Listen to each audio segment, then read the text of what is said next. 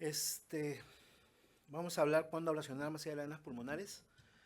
La fibrilación auricular realmente, pues todos tenemos una atención con ella y más que todo por este estudio que es muy antiguo, pero es parte de lo que se ha dado tanta importancia a la fibrilación auricular.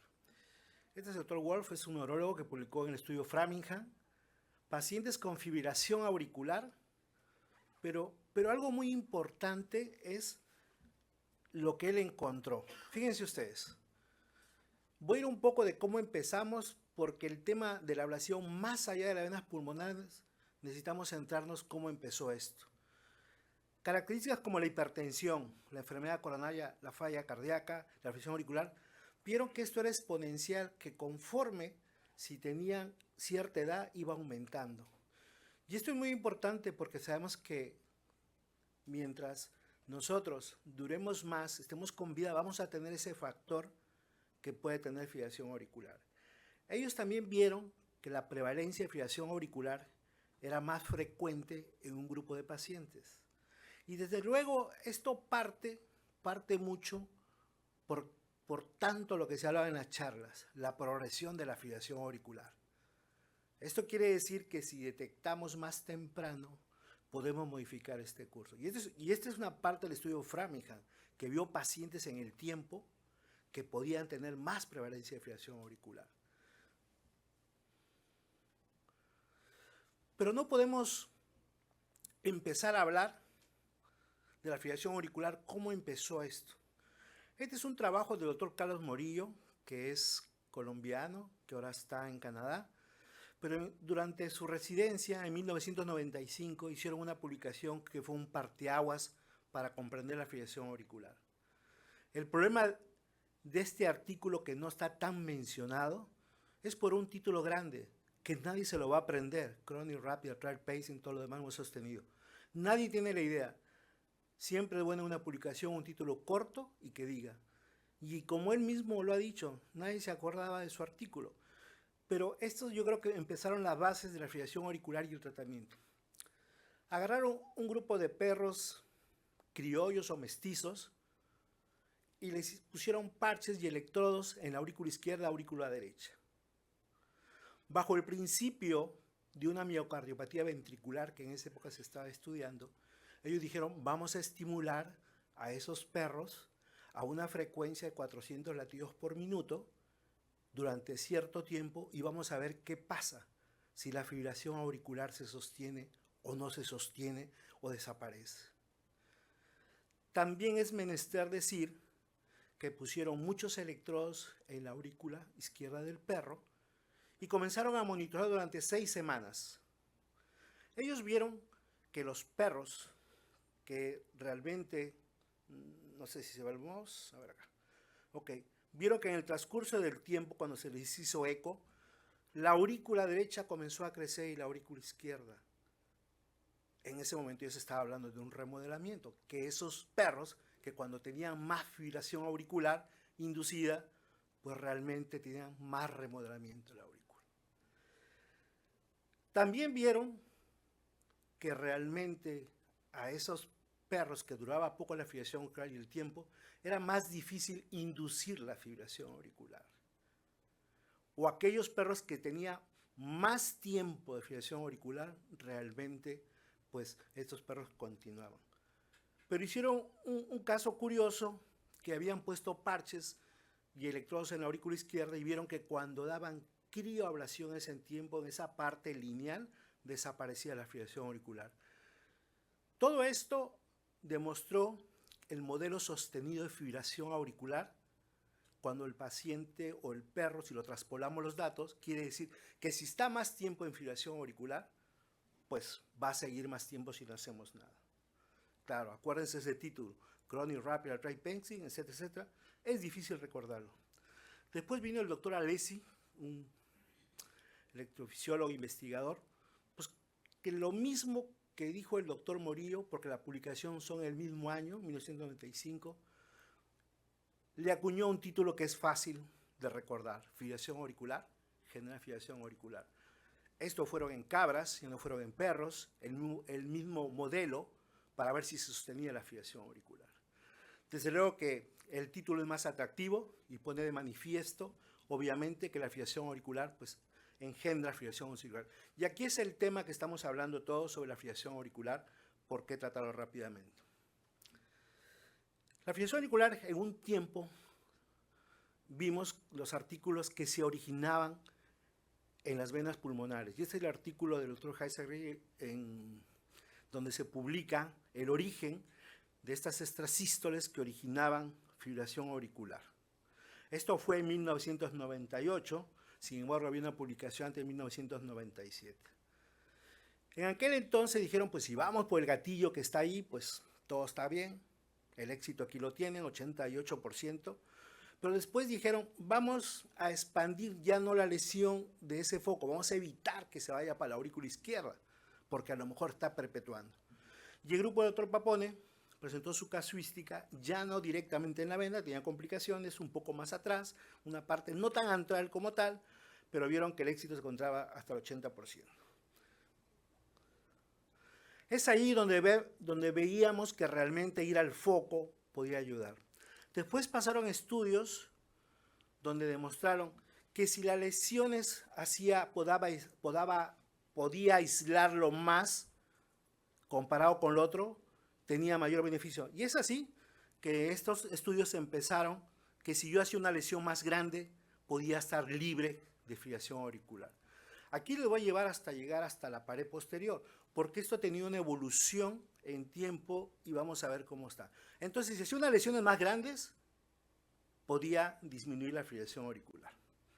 Ya dijo el doctor Soto sobre el grupo de Maruch, que también definieron que si el enfermo tenía más daño en la aurícula, obviamente esto hacía una miopatía y probablemente el éxito no era mayor. Y aquí observen las curvas, nada más que esta curva de acá, donde realmente vemos que no se mantiene libre de fibrilación auricular, porque la aurícula está muy dañada. Entonces, ellos demostraron, y todo lo que estamos hablando, que hay que hacerlo más precoz. Ese fue un estudio que demostró si la aurícula estaba más dañada. Vamos a otro estudio. Pues dijeron, si esto no sirve, vamos a hacerle líneas para evitar que estos impulsos pasen. Y bueno, el trabajo del grupo francés dijo, pues vamos haciendo líneas en el techo, en otra parte, y comparar con que las guías del 2020 nos dicen que el aislamiento de las venas pulmonares debe hacerse como una indicación. Claro, estos pacientes lo que querían ver es qué tanto estaba libre de fibrilación auricular. Y aquí observen ustedes en la curva, pues obviamente, aquel que se hacía aislamiento de la vena pulmonar más una línea, estaba más tiempo libre de arritmias. Entonces empezamos focal, empezamos más antral, líneas más grandes y ahora líneas por otros lados.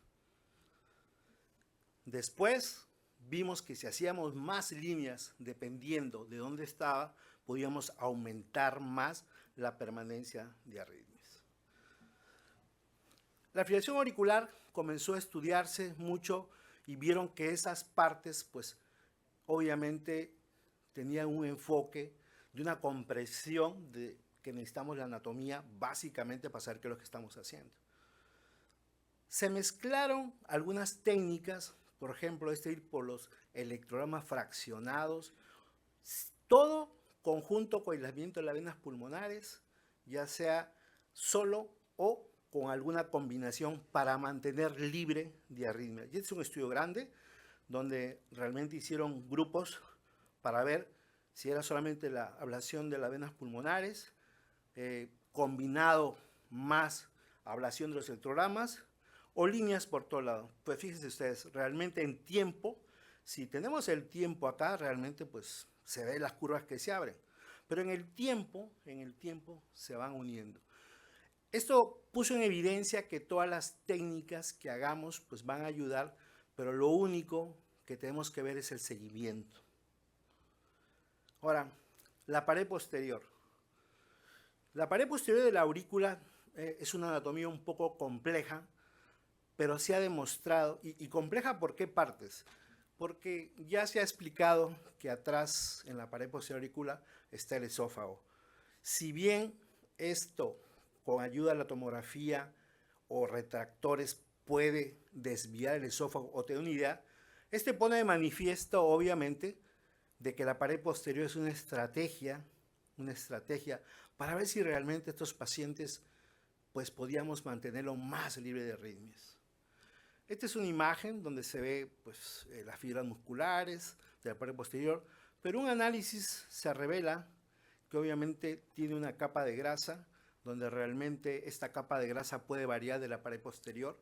Ya la doctora puso la dimensión, el grosor de la pared de la aurícula en diferentes partes, y eso tiene que ver mucho para ver qué estrategia vamos a usar, porque la pared posterior, la ablación se ha utilizado como una estrategia, y lo vamos a ver. Esta es una imagen de la pared posterior, nada más para que vean las venas pulmonares, y pues las fibras que se alcanza a ver ahí. Fíjense ustedes. No me voy a detener en esto, solamente decirles que las capas subendocárdicas y subepicárdicas pueden estar allí cuando uno hace un aislamiento de la pared posterior, y la aurícula de la pared posterior, perdón, el aislamiento también se ha demostrado que puede mejorar resultados. Hay algo muy importante, lo que decía, la relación anatómica con el esófago. Esto es muy importante porque hay que tener cuidado. Esto tiene que ver mucho con la tecnología. Bueno, ablación de la pared posterior. ¿Qué tanto es bueno lo que estamos haciendo? Sí es cierto, a veces se elimina una fijación auricular, pero ¿qué tanto dura esa lesión que hago en la pared posterior? Fíjense ustedes, es un estudio del grupo de Pensilvania, los que más han hecho trabajos respecto a esto, y dicen ellos que hay una reconexión de la pared posterior hasta un 40% de los pacientes sometidos a ablación. Bueno, si es un 40%, pues no es nada despreciable hacer una ablación de la pared posterior. Y sabemos, si esa pared tiene ciertas complicaciones, porque está el esófago, pues habrá que tener mucho cuidado.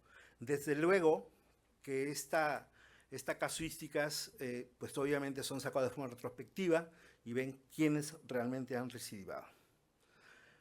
Hay varios estudios hasta la fecha que han combinado las estrategias como ablación de la pared posterior, líneas en el techo y aislamiento de las venas pulmonares. Parece ser que sí es una buena estrategia en algún momento, sin embargo, a lo largo del tiempo parece ser no tan buena. De hecho, si ustedes analizan las guías de 2020, y digo de 2020 porque son las únicas que dice que el primer objetivo es aislamiento de las venas pulmonares. Desde luego que viene en otra clasificación donde dice que realmente también hay que hacer otras intervenciones aparte de eso. Todo el mundo esperaba en este estudio, que es un estudio reciente del grupo del doctor Kister, donde realmente ellos hicieron aislamientos centrales de la vena pulmonar versus todas las líneas y de la pared anterior, y este es un estudio reciente. Este tiene importancia, este estudio reciente, porque eran otras épocas. Hace mucho tiempo hablábamos de que no había tanta tecnología y ahora hay más tecnología. Entonces, ellos demostraron que a la larga del tiempo, pues, realmente no respaldan hacer una ablación de forma empírica de la pared posterior. Y esto, pues, habrá que verlo con el transcurso del tiempo, porque los estudios siempre van a estar en el transcurso del tiempo. Las líneas se unieron al final y ellos no vieron pues prácticamente ninguna mejoría, ¿no? Aquí se puede observar. Es un artículo relativamente reciente que salió donde engloba las técnicas que podemos usar para tener al paciente libre de alguna arritmia. Y fíjense ustedes, en primera estrategia, en el centro, aislamiento de las venas pulmonares. Es algo imprescindible que tenemos que hacer en todo. Y después viene todas las técnicas que se pueden aunar para estar libre de arritmias. En este estudio donde mencionan, pues hablan sobre los factores asociados con la durabilidad nuevamente de aislamiento de las venas pulmonares, y esto tiene que ver con el criterio de selección del paciente. Realmente la la estrategia que uno emplee cada laboratorio. Entonces, creo que esto va dependiendo del grupo también de electrofisiólogos, cómo enfocan al paciente. Por ejemplo, en mi caso, nosotros todavía tenemos mucha FA paroxística. Tenemos mucha porque los cardiólogos nos mandan frecuentemente ya a los pacientes. Tenemos mucha lista de FA paroxística. Persistentes también tenemos, pero nos estamos dedicando en los dos, pero nuestro trabajo mayor es FA paroxística. Algo importante es que, de acuerdo al método que uno utilice, todas las herramientas ayudan y ayudan para mejorar la tasa de éxito. Independientemente de la estrategia, ya sea antral o por punto, la que está al lado derecho, un aislamiento de la pared posterior, y se ha iniciado algún otro tipo de terapia que puede ayudar, la denervación renal también, alcoholinización de la vena de Marshall también, y ablación de gatillos extrapulmonares que pueden ser todos los que no estén en la aurícula izquierda. Obviamente, dependiendo de cómo está esto. Si comprendemos la anatomía, nos va a ayudar mucho a entender qué pasa con esta ablación. Tampoco podemos negar que la tecnología ha jugado un papel importante. Cada día se está utilizando más dispositivos, obviamente, para mejorar los resultados, ya sea catéteres con fuerza de contacto, que esto permite tener un buen contacto, que probablemente hace mucho tiempo con un catéter convencional pues no asegurábamos eso. Ahora hay muchos tipos de energía, por ejemplo High Power Short Duration, donde la lesión es mucho mayor, pero poco tiempo y evita complicaciones. Ahora, lo que hemos tenido hasta este principio ha sido la radiofrecuencia. La radiofrecuencia como el método para poder eliminar las arritmias. Sin embargo, ha aparecido otros. La crioablación también es un tema que nos ayuda.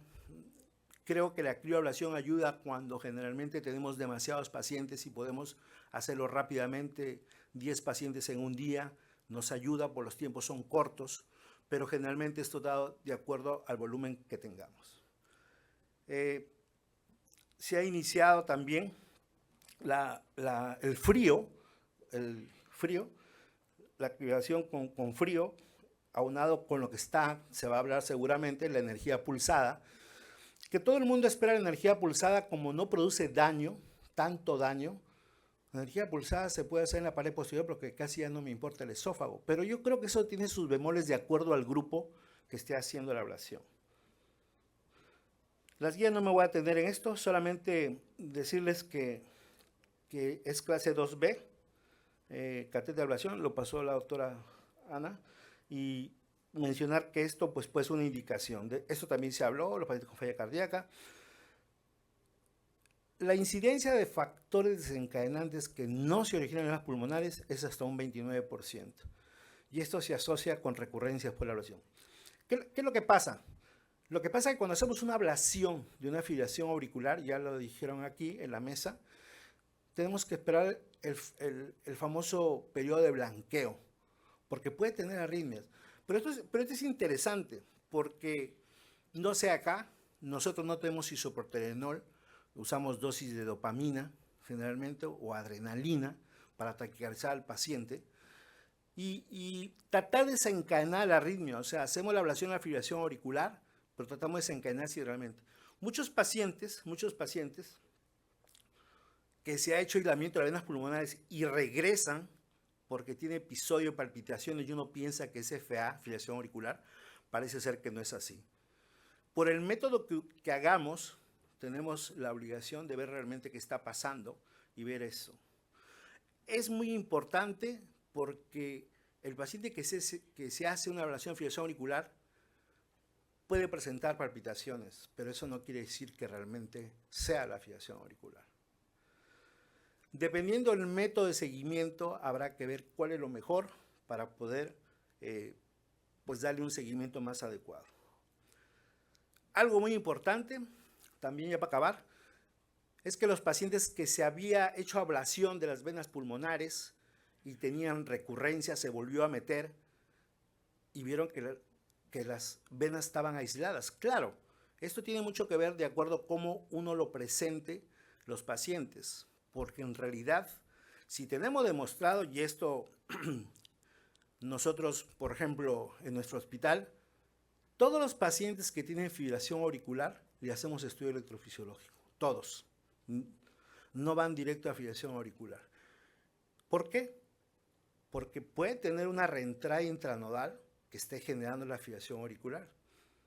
Y tenemos pacientes que han llegado por fibrilación auricular, que le han hecho aislamiento de las venas pulmonares, llegan en FA, lo hacemos cardiovertido y nos damos la sorpresa que es una reentrada intranodal, quitamos la reentrada intranodal, se quita la FA. Este es un tema muy debatido, porque no sabemos si realmente el gatillo está ahí, y siempre hemos dicho, ¿para qué le hacemos aislamiento? Hay que creer en los dos que le hicieron, o el otro, está aislado. Y tenemos una serie de casos, que tenemos como 10 casos nada más, que en seguimiento de 3 años no han vuelto a tener fibrilación auricular. Esto es muy importante, porque la recidiva puede ser a 3, 6, 12 meses, y eso habrá que verlo cómo se manifiesta. Por último, la definición de desencadenantes que no sean de la vena pulmonar, eso ya está bien establecido. Los estudios dicen que puede ser una taquicardia auricular focal, extrasistolia auricular frecuente, o aquellas extrasístoles auriculares que son el gatillo realmente. Entonces, en resumen, yo creo que la fibrilación auricular, más allá de las venas pulmonares, pues hay que buscar realmente cuál es el gatillo para poder hacer. Muchas gracias.